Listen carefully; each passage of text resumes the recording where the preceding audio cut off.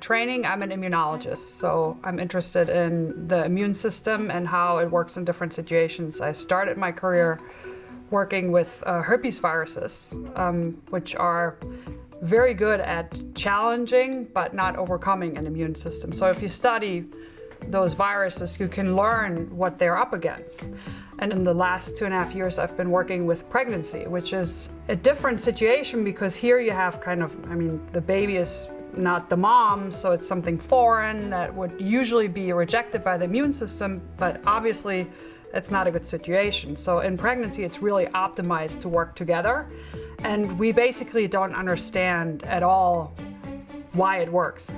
In some cases, some of the pregnancy diseases that we see might be a fallout of that interaction not working too well, where the immune system actually does treat the baby as something that needs to be rejected. And that's one thing that I'm really interested in. So that would be recurrent miscarriage or some later pregnancy diseases like preeclampsia. Preeclampsia is a disease that has been known to be around for thousands of years. There have been accounts of preeclampsia in Egyptian history.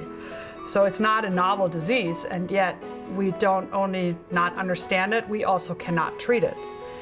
So basically, when we started this project out, we wanted to understand preeclampsia, but there was so little known about a healthy pregnancy from an immunological point of view that we first had to go and study healthy pregnancy.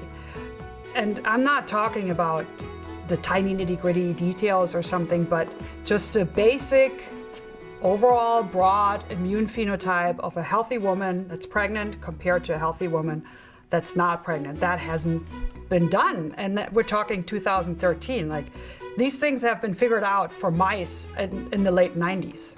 I don't want to work with animals anymore. I want to work with people. I want to work with human samples, and so I'm going to, I depend on having these relationships with clinicians.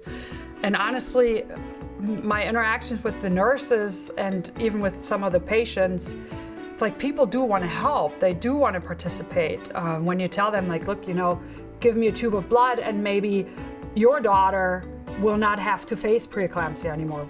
You want to be close with them, and the work that has been going on at HMRI is just unprecedented with regards to their relationship with the clinics and with the amount of patients they have and the time that they can follow these patients. And the leadership is really important with that. It's really demands somebody standing up and saying, we're interested in this, because we do want to treat people different in 5 years than we treat them today. And if we don't do research, it's not going to happen.